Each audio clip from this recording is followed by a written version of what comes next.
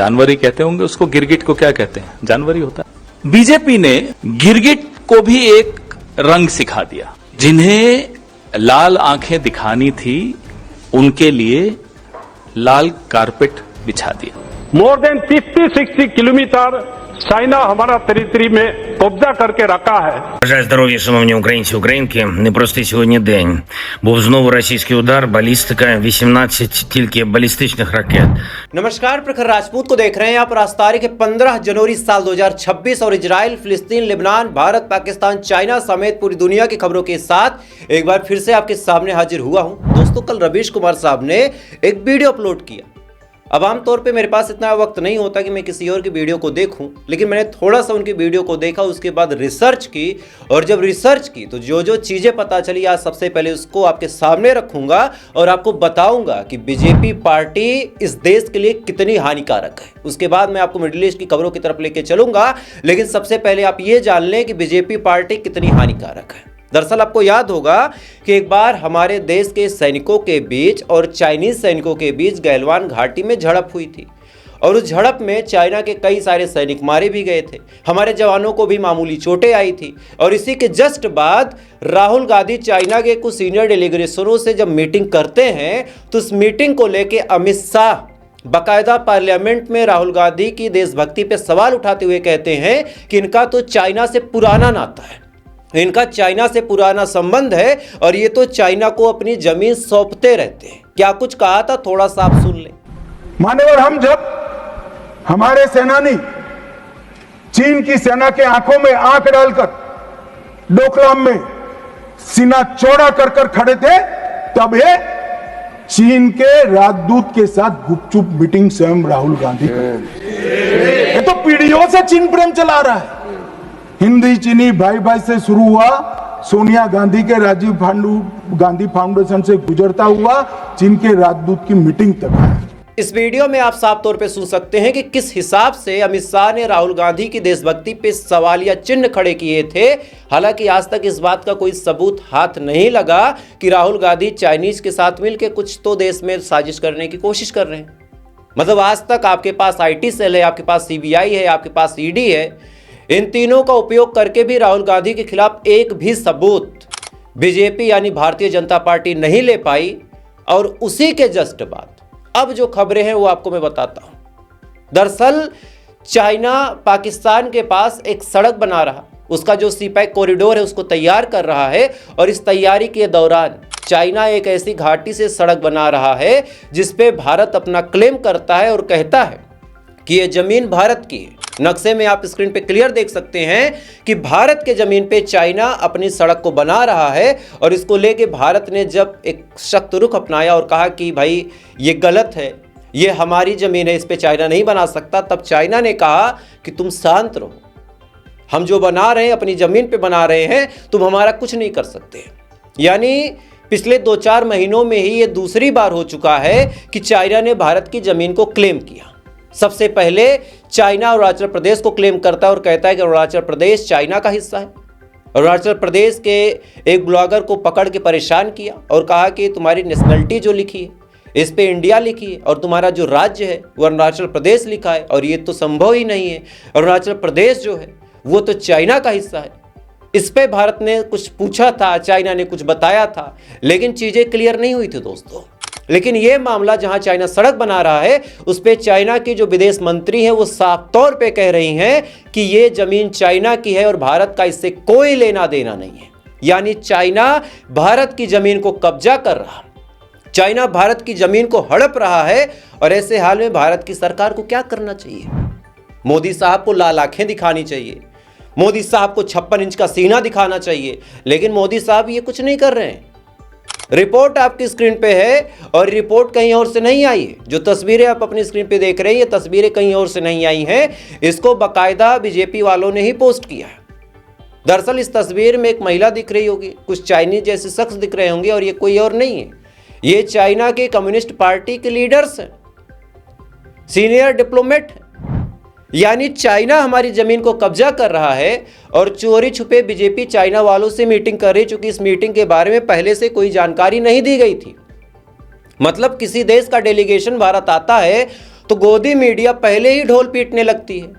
Putin साहब आने वाले थे तो 6 महीने पहले ही तैयारियां शुरू, ट्रंप आने वाले थे तो यज्ञ हवन हो रहा था, और अब चाइना के डेलीगेशन चोरी से भारत में आते हैं, आने के बाद मीटिंग करते हैं, मीटिंग करने के बाद चले जाते हैं, और जब चले जाते हैं तब तस्वीरें वायरल होती हैं और इस तस्वीर में दिखाया जाता है कि चाइना के साथ मीटिंग हुई है। हालांकि बीजेपी को लगा था कि ऐसी तस्वीरें जब हम शेयर करेंगे तब पूरी दुनिया में हमें लाइमलाइट मिलेगी और पूरी दुनिया के आगे ये दिखा सकेंगे कि चाइना के साथ हमारे ताल्लुकात अब बेहतर हो रहे हैं।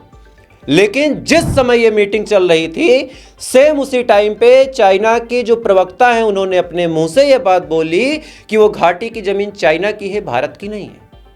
तो गहलवान घाटी वाले मामले में जब राहुल गांधी मीटिंग करते हैं तब तो वो देशद्रोही हैं, और इधर बीजेपी चोरी छुपे कम्युनिस्ट पार्टी के लीडरों से, चाइना के लीडरों से जब मीटिंग कर रही है तो वो देशभक्त है।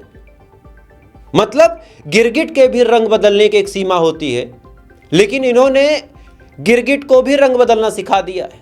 और इसी चीज पे कांग्रेस के और अपोजिशन के एक दिग्गज प्रवक्ता है पवन खेड़ा, उन्होंने क्या कुछ कहा वो आप सुन ले थोड़ा सा। बीजेपी ने गिरगिट को भी एक रंग सिखा दिया।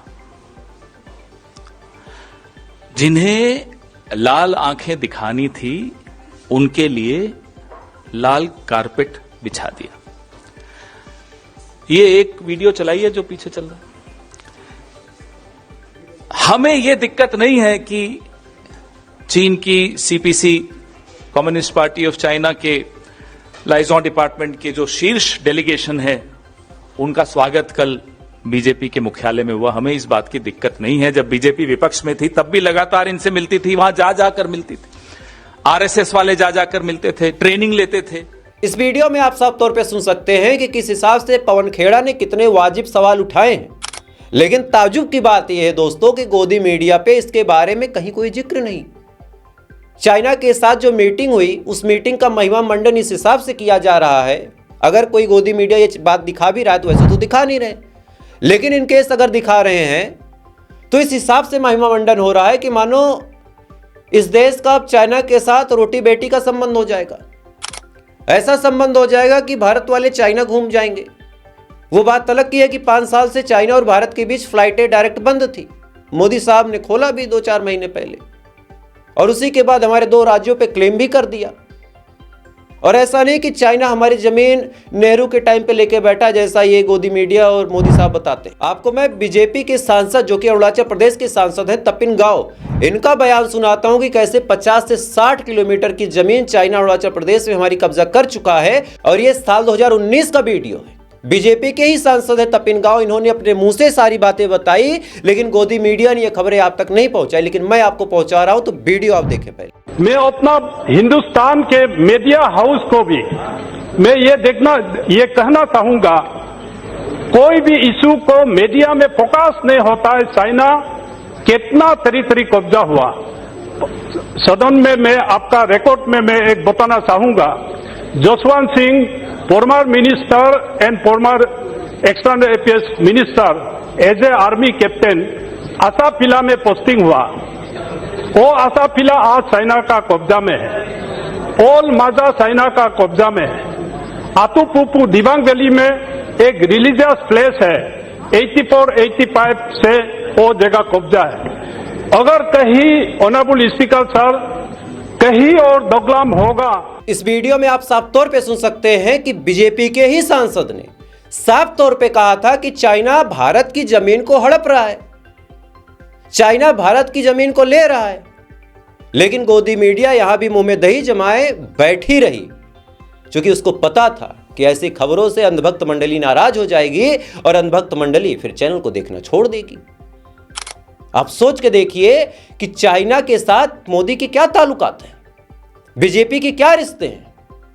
यह सवाल आज आपको पूछना पड़ेगा, और सरकार को इसके बारे में हमको आपको बताना पड़ेगा कि आप चाइना के साथ मीटिंग क्यों कर रहे थे और इस मीटिंग का मुद्दा क्या था। मुझे लगा कि सबसे पहले इसके बारे में आपको बताया जाए। अब आपको मिडिल ईस्ट की खबरों की तरफ लेके चलता हूं दोस्तों। और मिडिल ईस्ट में सबसे बुरी खबर जो आ रही है वो ईरान के हवाले से आ रही है। ईरान के अंदर लगातार प्रोटेस्ट हो रहे हैं, और एक मामला है जिस मामले को लेकर अमेरिका ने फिर से ईरान को धमकाया है। हालांकि ये मामला कल का है, लेकिन अभी तक इसमें कोई कंक्लूसिव रिपोर्ट नहीं आई है। दरअसल एक शख्स था जिसका नाम था इरफान सुल्तानी, जिसके बारे में मैंने आपको बताया था, और इरफान सुल्तानी के ऊपर मुकदमा चलाया गया केवल 3-4 दिनों के अंदर। और जिस धारा में मुकदमा चलाया गया उसका नाम है मोहरे बे। मोहरे बे वहाँ का शब्द है, यहाँ की भाषा में बताएं तो ईस निंदा, यानी अल्लाह के खिलाफ कुछ बोलने की कोशिश करना, अल्लाह के खिलाफ कुछ अपशब्द बोलना। और ईरान में इसकी सज़ा सजाए मौत है। तो इरफान सुल्तानी के ऊपर ये मुकदमा चलाया गया और मुकदमे में वो दोषी पाए गए। उसके बाद परिवार वालों को 10 मिनट के लिए फाइनली गुड बाय कहने का मौका मिला और ये रिपोर्ट है कि 14 तारीख यानी कल उनको सजाए मौत होनी थी।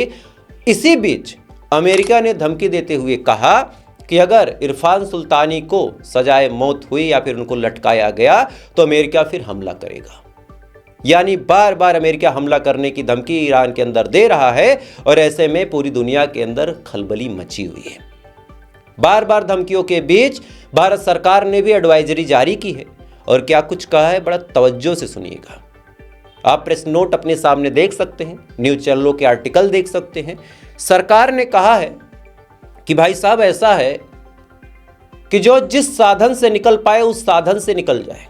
ध्यान दीजिएगा शब्दों को, जो जिस साधन से निकल पाए उस साधन से निकल जाए और अपनी जान बचाए।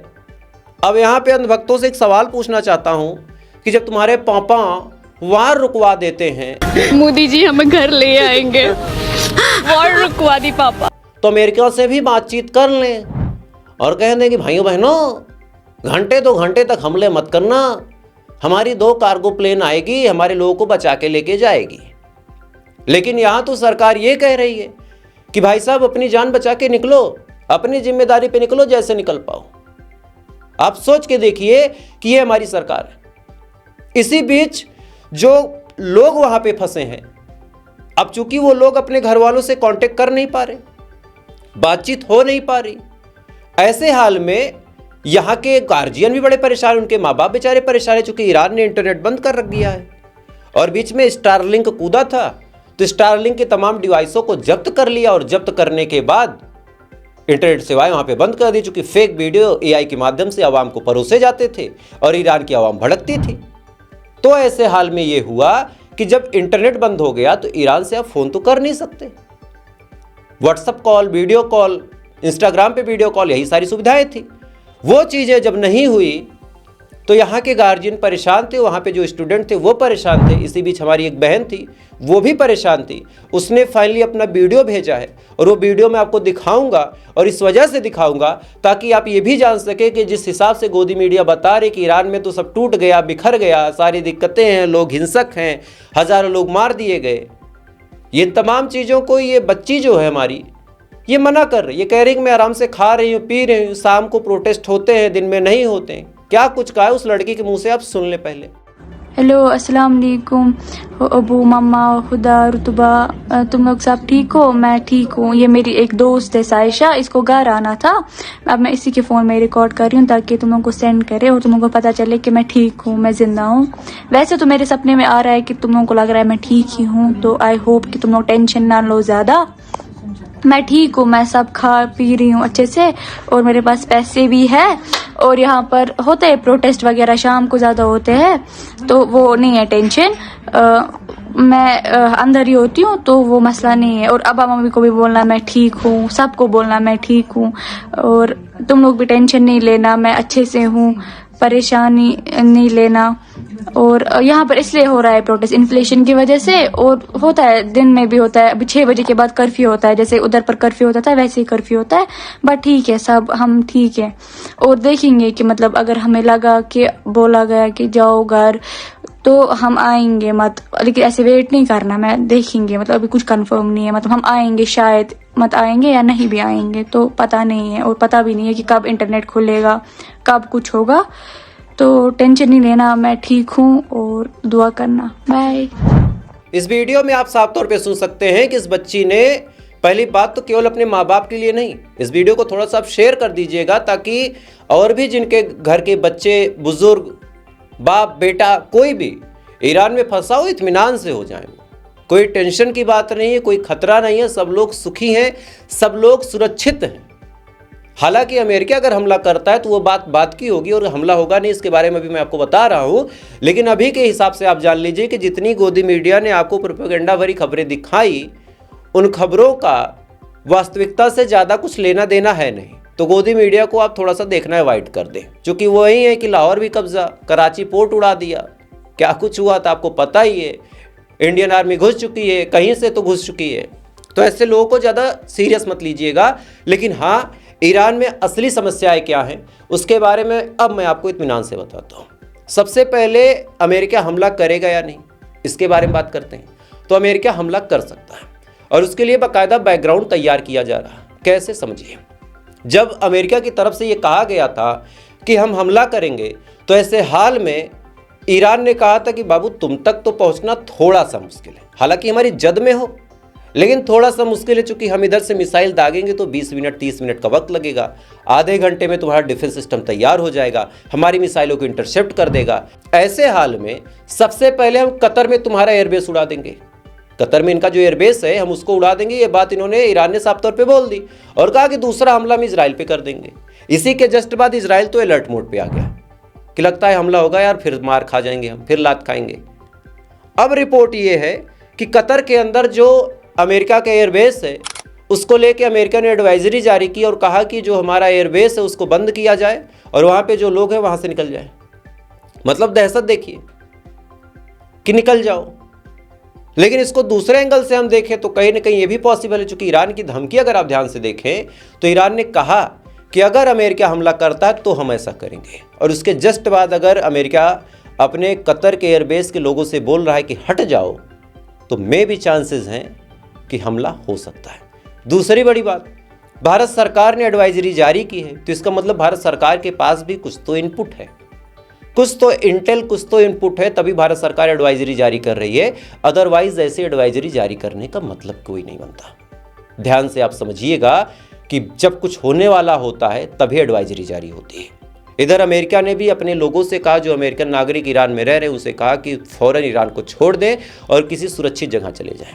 तो ये तीन चीज़ें कि कतर एयरबेस को बंद करना, और दूसरा भारत का अपने लोगों को बुलाना और अमेरिका को ही अपने लोगों को वापस बुलाने का आदेश देना, ये तीनों चीज़ें बताती कि हाँ अमेरिका एक्शन कर सकता है। लेकिन अब इसमें 2-3 लूप होल हैं। पहला, आप अपनी स्क्रीन पे खबर देख रहे हैं, इसमें साफ तौर पे लिखा है कि अरब कंट्री, अब गद्दार अरब कंट्री के बारे में कुछ ज़्यादा बोलना सही नहीं होगा, लगातार इनको फजीयत करता रहे, तो बेइज्जत लोग हैं, इनके बारे में कुछ बोलना मतलब अपनी बेइज्जती करना, समझिएगा। तो गद्दार अरब कंट्री और इजराइल ने कहा है अमेरिका से कि आप थोड़ा सा ऑब्जर्व करें, थोड़ा सा चीज़ों को देखें आप कि किस हिसाब से अभी ईरान की सिचुएशन है, हमला करना ठीक है कि नहीं है, इस चीज़ को आपको समझना पड़ेगा। तो कहीं ऐसा तो नहीं कि इजराइल और अरब के गद्दारों के कहने पे अमेरिका थोड़ा सा होल्ड एंड वॉच कर ले, क्योंकि अगर ऐसा करता है तो भी हमले के चांसेस फिर ना के बराबर है। दूसरी बात यह है कि रिपोर्ट आप अपनी स्क्रीन पे देख सकते हैं कि कतर ने साफ तौर पे इनकार किया है कि आप हमारे एयर स्पेस का, यानी हमारे आसमान का इस्तेमाल करके ईरान पे हमला नहीं कर सकते, चूंकि कतर को भी पता है कि इजराइल और अमेरिका किसी के सगे नहीं। कतर के ऊपर ही हमला किया था कुछ महीने पहले इजराइल ने, आपको याद होगा, हमास के नेताओं को मारने के लिए कतर के ऊपर हमला किया था, कतर के दोहा में बम फेंका था। ये खबरें मैं आपको ऑलरेडी बता चुका हूं। तो आप दोनों ही सूरत हाल में देखें, इजराइल भी कह रहा रुक जाइए, और इधर कतर ने कहा कि भाई साहब हमारे एयर स्पेस का इस्तेमाल नहीं कर सकते आप। तो इन दोनों सूरत हाल में हमले के चांसेस कम हो रहे हैं। लेकिन ये 3 एडवाइजरी जो मैंने आपको बताई, इस हिसाब से चांसेस बन भी रहे हैं। तो ट्रंप तो थोड़ा सा सनकी है भाई साहब। ट्रंप की बात आप अगर सीरियसली लेंगे तो आप समझेंगे कि ट्रंप कुछ भी कर सकता है, और इस समय तो वो ऐसे भी पागल कुत्ता हो चुका है, किसी को भी काट खा रहा है, रशिया से जंग के मैदान में उतरने की बात कर रहा है, इधर रशिया ईरान की साइड आके खड़ा हो रहा है। तो इस समय मिडिल ईस्ट की जो हवा है वैसे बाउंडर की तरह घूम रही है कि अगर ये बाउंडर चला ज़्यादा दिन तक तो सब जद में आएंगे। जैसे भारत में जो केसर आता है, भारत के लोग जो केसर खाते हैं, भाई बड़े लोग खाते हैं, वो केसर ईरान से आता है। और अगर ईरान में कोई दिक्कत हुई या फिर ये जो 25% टैरिफ ट्रंप ने लगाया है, तो ऐसे हाल में भारत के लोगों के लिए केसर वाला दूध मुश्किल हो जाएगा, समझ रहे हैं। खैर, इसी बीच एक और कार्टून के बारे में आपको बता देता हूँ। ये कार्टून यूक्रेन के राष्ट्रपति हैं व्लादिमीर जेलेंस्की। इन्होंने अपना वीडियो जारी करते हुए अपना समर्थन दिया और कहा कि ईरान में जो कुछ हो रहा है वो बिल्कुल सही हो रहा है, गलत नहीं हो रहा। मतलब अपना घर नहीं संभल रहा और ये सपोर्ट कर रहे हैं ईरान के प्रोटेस्टरों को। किसी ने बड़ा खूबसूरत नीचे इनके वीडियो के कमेंट किया था कि भाई साहब पहले तू जा और पुतिन से बात करके अपना देश संभाल ले यार, अपना देश नहीं संभाल पाएगा तो दुनिया की राजनीति छोड़ दे। लेकिन ऐसे लोग हैं कि खुद का घर जल रहा है लेकिन दूसरे के यहाँ मजा लेना है और फिर लात खाना है, क्या कहा जाए। खैर, तो फिलहाल अभी के लिए बस इतना ही। बाकी इन खबरों के बारे में आपकी क्या राय है वो बहुत इंपॉर्टेंट है, तो कमेंट जरूर कीजिएगा। और अगर आपको मेरी पत्रकारिता पसंद आती हो, गोदी मीडिया से थोड़ा अलग मेरा एजेंडा चलता है, तनातनी रहती है, मुकदमे होते रहते हैं, तो आप इस लड़ाई में मेरे साथ खड़ा होना चाहते हैं तो वीडियो को लाइक करके चैनल को सब्सक्राइब करके अपना प्यार जरूर दीजिएगा। बाकी थोड़ी देर बाद आपसे फिर मुलाकात होगी ऐसी किसी खबर के साथ। तब तक आप अच्छे रहिए, खुश रहिए, अपना ख्याल रखिए, अपने देश का ख्याल रखिए। जय हिंद, ऊपर वाला आपकी हिफाजत करे।